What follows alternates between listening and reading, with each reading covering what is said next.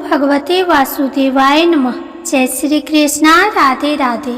आज भाद्रपद मास के कृष्ण पक्ष की द्वादशी तिथि है। आज के दिन अजा एकादशी व्रत का पारण किया जाएगा, यानी जिन भक्तों ने कल अजा एकादशी का व्रत रखा था वे आज ही अपना व्रत खोलेंगे। आज का दिन बड़ा ही शुभ और मंगलकारी है। एकादशी के व्रत के पारण के दिन तुलसी माता और लक्ष्मी माता की कथाओं को सुनने से ही एकादशी का व्रत पूर्ण माना जाता है और भक्तों की समस्त मनोकामनाएं पूर्ण होती है। तो जिन लोगों ने व्रत नहीं भी रखा है उन्हें भी द्वादशी के दिन तुलसी माता की कथाओं को सुनने से धन संपत्ति और अनंत शुभ फलों की प्राप्ति होती है। तो आइए भगवान श्री लक्ष्मी नारायण जी के चरणों का ध्यान करते हुए इन कथाओं को सुनते हैं। बोलिए श्री राधे कृष्ण भगवान की जय। आइए सुनते हैं तुलसी माता की संपूर्ण कथाएं। तुलसी माता को हरि प्रिया भी कहा जाता है।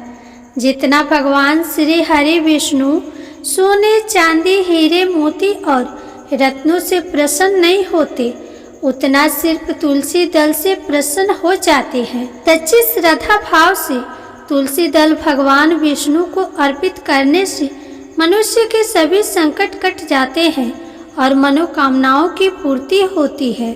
शास्त्रों के अनुसार एकादशी के दिन तुलसी जी में कभी भी जल नहीं चढ़ाना चाहिए, क्योंकि तुलसी महारानी स्वयं एकादशी का निर्जल व्रत रखती है। लेकिन द्वादशी के दिन व्रत के पारण के समय तुलसी माता को जल अवश्य चढ़ाना चाहिए और पूरे विधि विधान से पूजा पाठ करके उनके कथाओं को सुनकर ही अपना व्रत खोले। ओम श्री गणेशाय नमः। एक बार एक गांव में एक बहुत ही बुजुर्ग महिला रहती थी। वह बहुत ही पूजा पाठ किया करती थी।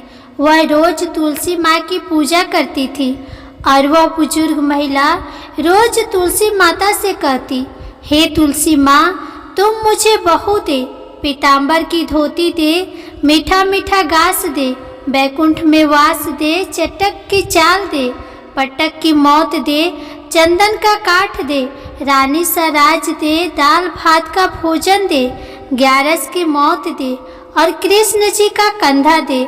वह बुजुर्ग महिला हर महीने में तुलसी माता की पूजा करती और उनके बिरले को रोज सींचती। तुलसी माता बुजुर्ग महिला की बात सुनकर धीरे धीरे सूखने लगी। तभी भगवान श्री कृष्ण जी ने देखा कि तुलसी माता सूख रही है और तभी एक दिन भगवान श्री कृष्ण तुलसी माता जी के पास प्रकट हुए और भगवान श्री कृष्ण जी ने तुलसी माता से पूछा, तुम क्यों सूख रही हो? सभी महिलाएं तुम्हारी पूजा करती है और तुमको रोज सींचती है, लेकिन फिर भी तुम रोज सूखती जा रही हो। इसका कारण क्या है? जिसके बाद तुलसी माता ने भगवान श्री कृष्ण जी से कहा कि हे प्रभु, एक बुजुर्ग महिला मेरे पास रोज आती है और रोज एक ही बात बोलती है, हे तुलसी माता, सबकी दाता, मैं तेरा बिरला सींचती हूँ, तुम मुझे बहू दे, पीताम्बर की धोती दे, मीठा मीठा घास दे, बैकुंठ में वास दे, चटक की चाल दे, पटक की मौत दे, चंदन का काठ दे, रानी सा राज दे, दाल भात का भोजन दे, ग्यारस की मौत दे और कृष्ण जी का कंधा दे। मैं उस बुजुर्ग महिला की सारी मनोकामनाएं पूरी कर सकती हूँ, लेकिन उसकी एक मनोकामना पूरी नहीं कर सकती। मैं कृष्ण जी का कंधा कहाँ से दूंगी? भगवान श्री कृष्ण जी तुलसी माता की बात सुनकर जोर जोर से हंसने लगे और फिर भगवान श्री कृष्ण जी ने तुलसी माता जी से कहा कि तुम चिंता मत करो, जब वह बुजुर्ग महिला की मृत्यु होगी तब मैं मौके पर आकर उसे कंधा दे दूंगा। अब जब वह बुजुर्ग महिला पूजा करने आए तो कह देना कि तुम्हें सब कुछ मिल जाएगा। कुछ दिनों बाद वह वृद्ध महिला ठोकर खाकर रास्ते में गिरकर मर गई। पूरे गांव के सभी लोग आए और उस महिला को सभी लोग धर्मात्मा मानते थे। उसको तुलसी जी की टोकरी कहते थे। उसके परिवार में कोई भी नहीं था, इसलिए गांव वालों ने ही उसके अंतिम संस्कार करने की योजना बनाई और उसे नहलाकर जब वैकुंठी पर बैठाने के लिए उसे उठाने लगे तो उसके मृत शरीर इतना भारी हो गया था कि उसे कोई उठा नहीं पाया। यह सब देखकर वहाँ के सभी लोग तरह तरह की बातें करने लगे और कहने लगे कि यह इतना पूजा पाठ करती थी, हर समय माला फेरती थी, इसलिए यह इतनी भारी हो गई है। वहीं पूरी गांव में चर्चा होने लगी कि डोकरी माई कोई भक्ति नहीं करती थी, यह छल कपट करती थी।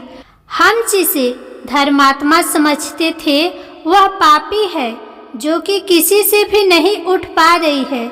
यह इसके कर्मों की सजा है। इधर भगवान ने सोचा कि मेरे भक्त की निंदा हो रही है, इसलिए भगवान ने बूढ़े ब्राह्मण का वेश धारण करके वहां पर आए और वहां पर एकत्रित लोगों से पूछने लगे कि यहाँ पर इतनी भीड़ क्यों लगी है, जिसे लोग कहने लगे कि यहाँ पर डोकरी माई मर गई है और पाप इतना था कि जिससे यह उठ नहीं पा रही है। सब उठाकर थक गए। तब ब्राह्मण ने कहा, मुझे एक बार डोकरी के कानों में कहने दो, फिर वह देखो कैसे उठती है। तो सभी लोगों ने कहा कि आप भी प्रयास करके देख लीजिए। तब भगवान ने उस वृद्ध महिला के कानों में कहा कि हे डोकरी माई, देखो मैं आ गया। और जो डोकरी पूजा करते समय शब्द कहती थी वह शब्द उसके कानों में कहने लगे, तू बिरला सिचू तेरा, मैं करूँ निस्तारा मेरा। डोकरी माई बहू ले, बेटी ले, पोता ले, लड्डू ले, पीताम्बर की धोती ले, गहना ले, घी का घड़ा ले, मीठा मीठा खीर और पूड़ी ले, दाल भात का भोजन ले, धन दौलत ले, रानी सा राज ले, तुलसी जी का पत्ता ले, मुंह में गंगा जल ले, 11 को दिल ले, चंदन का दाग ले, कृष्ण जी का कंधा ले। इतना सुनते ही डोकरी हल्की हो गई। भगवान ने बोला, आओ और इसको उठाओ। भगवान ने हाथ लगाया और डोकरी माई उठ गई। सबको बड़ा आश्चर्य हुआ। उसे खूब धूमधाम से ले जाया गया। भगवान उसे अपने कंधे पर ले गए। पूरे गांव में उसकी चर्चा होने लगी, जिससे उसको मुक्ति मिल गई और वह वैकुंठ में चली गई। सभी लोग देखते रह गए। सभी लोगों ने देखा कि शमशान घाट तक तो ब्राह्मण साथ ही आया था, लेकिन अब वह दिखाई नहीं दे रहा है। इससे लोगों को समझ में आ गया कि वह कोई और नहीं, स्वयं भगवान ही बूढ़े ब्राह्मण के रूप में आए थे। बोलिए श्री तुलसी शालिग्राम की जय। बोलिए श्री लक्ष्मी नारायण भगवान की जय। बोलिए श्री राधा कृष्ण भगवान की जय। अब आइए तुलसी माता की अगली कथा को सुनते हैं। एक बार देवी तुलसी विवाह हेतु वर ढूंढने के लिए तीर्थ यात्रा पर निकली थी और ढूंढते ढूंढते वह गंगा किनारे पर पहुंच गई। उस वक्त गणेश भगवान गंगा किनारे तप कर रहे थे। उन्हें देखते ही देवी तुलसी उन पर मोहित हो गई और उनके मन में गणेश भगवान से विवाह की इच्छा उत्पन्न हुई। फिर देवी तुलसी ने गणेश जी के पास जाकर उनका ध्यान भंग कर दिया। आंखें खोलने के बाद गणेश भगवान के सामने देवी तुलसी खड़ी थी, लेकिन सामने एक स्त्री है, इसलिए अपने क्रोध को नियंत्रण में रखकर गणेश भगवान ने पूछा, आप कौन है देवी और मेरा ध्यान भंग करने का क्या कारण है? जवाब में देवी तुलसी ने अपने परिचय के साथ गणेश जी से विवाह की बात कर ली। उत्तर में गणेश जी बोले, देवी मैं ब्रह्मचारी हूँ, उस वजह से मैं विवाह नहीं कर सकता। अपने विवाह प्रस्ताव के लिए ना सुनने के बाद देवी तुलसी क्रोधित हो गई और उन्होंने गणेश जी को श्राप दे दिया कि उनका ब्रह्मचर्य टूटेगा और उनके 2 विवाह होंगे। इस बात पर गणेश भगवान भयंकर क्रोधित हो उठे, क्योंकि एक तो वह स्त्री है, इसलिए ध्यान भंग करने पर भी गणेश जी ने कुछ नहीं कहा और इतनी विनम्रता से बात करने पर भी उन्हें श्राप दिया गया। फिर गणेश जी ने भी देवी तुलसी को श्राप दिया कि तुम्हारा विवाह शंखचूड़ नाम के असुर के साथ होगा। एक देवी होकर भी उनका विवाह एक राक्षस से होगा। ये जानकर देवी तुलसी विचलित हो गई और विनायक जी से इस कठोर श्राप से मुक्ति दिलाने की क्षमा याचना करने लगी। फिर गणेश जी को तुलसी देवी पर दया आ गई।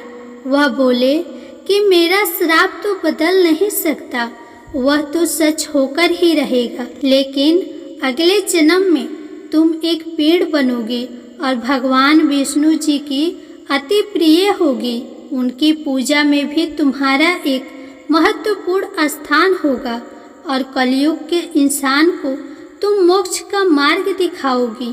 लेकिन तुमने मेरा तप भंग किया है और मुझे ब्रह्मचारी होकर भी 2 विवाह का श्राप दिया है, इसलिए मेरी किसी भी प्रकार की पूजा में तुम निषिद्ध होगी। इस प्रकार देवी तुलसी गणेश भगवान की पूजा में निषिद्ध हो गई। तो प्रेम से बोलिए तुलसी माता की जय, श्री गणेश जी महाराज की जय। अब आइए तुलसी माता की अगली कथा को सुनते हैं। शिव पुराण के अनुसार पौराणिक समय में दैत्यों का राजा दंभ हुआ करता था। वह बहुत बड़ा विष्णु भक्त था। कई सालों तक उसके यहाँ संतान नहीं होने के कारण उसने शुक्राचार्य को अपना गुरु बनाकर उनसे श्री कृष्ण मंत्र प्राप्त किया। ये मंत्र प्राप्त करके उसने पुष्कर सरोवर में घोर तपस्या की। भगवान विष्णु उसकी तपस्या से प्रसन्न हुए और उसे संतान प्राप्ति का वरदान दे दिया। भगवान विष्णु के वरदान से राजा दंभ के यहाँ एक पुत्र ने जन्म लिया। इस पुत्र का नाम शंखचूड़ रखा गया। बड़ा होकर शंखचूड़ ने ब्रह्मा जी को प्रसन्न करने के लिए पुष्कर में घोर तपस्या की। तपस्या से प्रसन्न होकर ब्रह्मा जी ने उसे वरदान मांगने को कहा। तब शंखचूड़ ने वरदान मांगा कि वह हमेशा अजर अमर रहे तथा कोई भी देवता उसे नहीं मार पाए। ब्रह्मा जी ने उसे यह वरदान दे दिया और कहा कि वह बद्री वन में जाकर धर्मध्वज की पुत्री तुलसी जो तपस्या कर रही है उसे विवाह कर ले। शंखचूड़ ने वैसा ही किया और तुलसी के साथ विवाह के बाद सुखपूर्वक रहने लगा। उसने अपने बल से देवताओं, असुरों, दानवों, राक्षसों, गण धर्मों, नागों, किन्नरों, मनुष्यों तथा त्रिलोकी के सभी प्राणियों पर विजय प्राप्त कर ली। वह भगवान श्री कृष्ण का परम भक्त था। शंखचूड़ के अत्याचारों से सभी देवता परेशान होकर ब्रह्मा जी के पास गए और ब्रह्मा जी ने उन्हें विष्णु के पास ले गए। विष्णु ने कहा कि शंखचूड़ की मृत्यु भगवान शिव के त्रिशूल से ही होगी, अतः आप उनके पास जाइए। भगवान ने उन्हें चित्ररथ नामक गण को अपना दूत बनाकर शंखचूड़ के पास भेजा। चित्ररथ ने शंखचूड़ को समझाया वह देवताओं को उनका राज्य लौटा दे, परंतु शंखचूड़ ने मना कर दिया और कहा कि वह महेश्वर से युद्ध करना चाहता है। भगवान शिव को जब यह बात पता चली तो युद्ध के लिए अपनी सेना लेकर निकल पड़े और दानवों में घमासान युद्ध हुआ, परंतु ब्रह्मा जी के वरदान के कारण शंखचूड़ को देवता नहीं हरा पाए।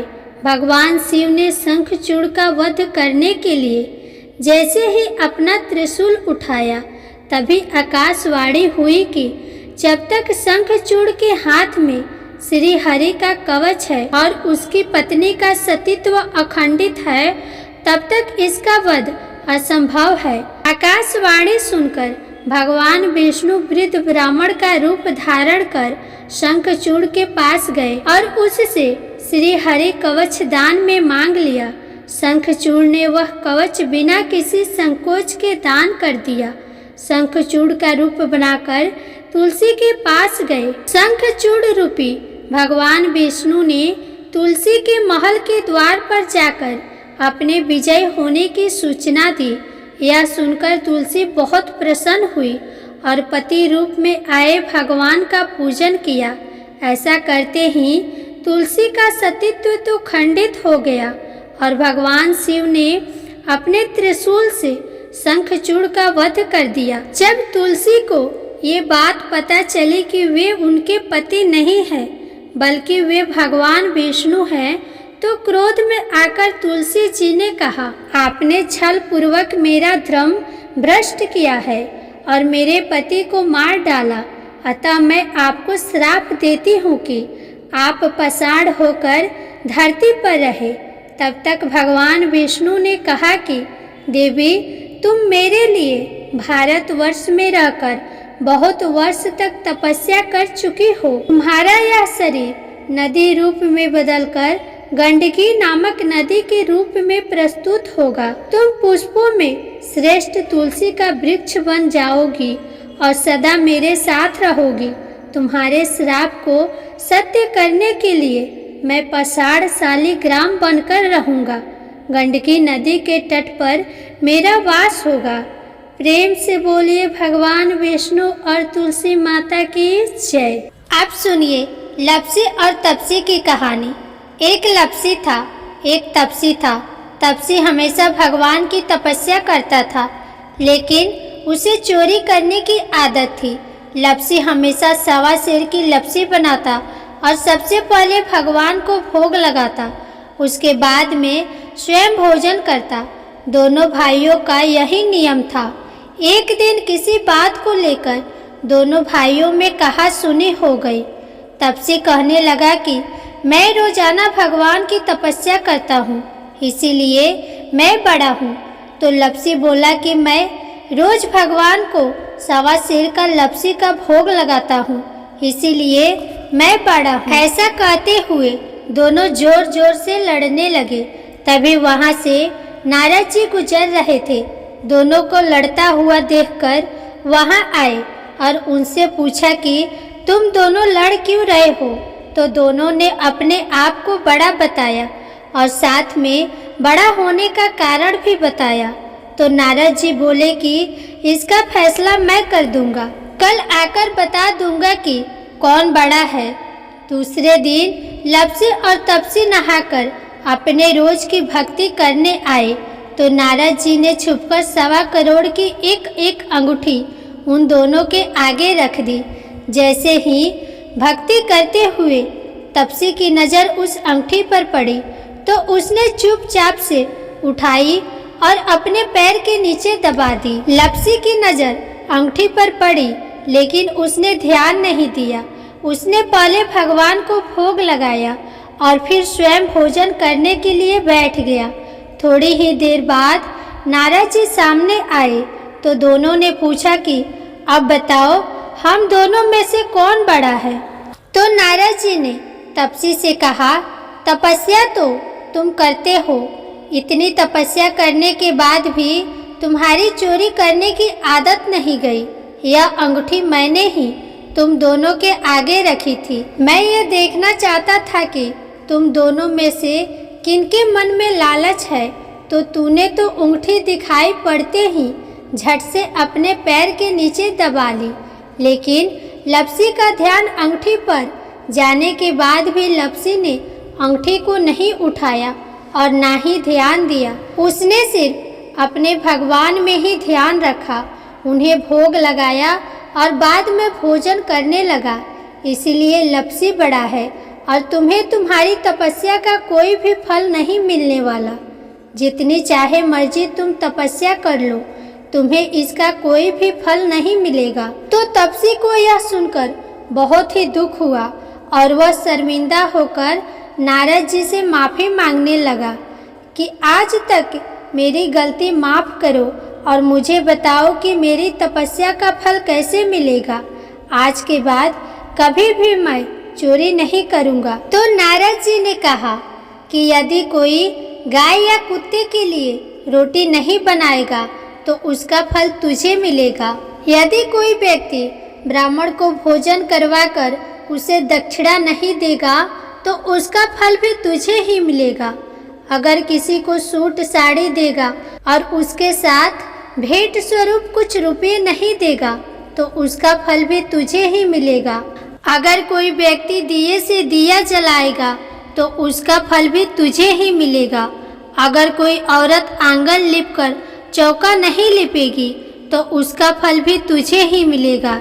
यदि कोई व्रत कथा में सारी कहानी सुन ले लेकिन तुम्हारी कहानी ना सुने तो उसका फल भी तुझे ही मिलेगा। उसी दिन से हर व्रत कथा और कहानी के साथ लपसी तपसी की कहानी कही और सुनी जाती है। प्रेम से बोलिए भगवान श्री लक्ष्मी नारायण की जय, तुलसी माता की जय, एकादशी माता की जय, भगवान गणेश की जय।